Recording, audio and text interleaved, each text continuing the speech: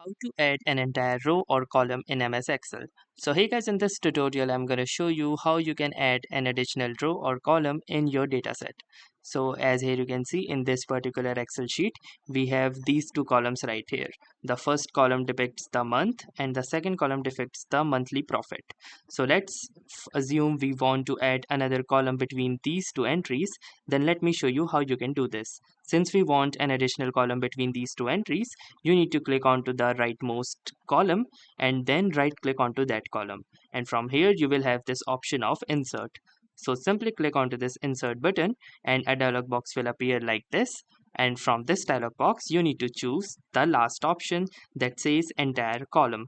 So once you have selected the last option, click onto this OK button, and here you can see that an additional column has been added between these two columns. Now moving on to the row. So for example, let's say I want to add a row between the month and the first month, that is January. So in order to add a row, simply select the second row or the bottom row and then right click onto that row. And from here you need to again select insert and this time choose the second last option, that is entire row. Once you have selected the entire row option, click onto this OK button, and now you can see that an additional row has been added between these two rows.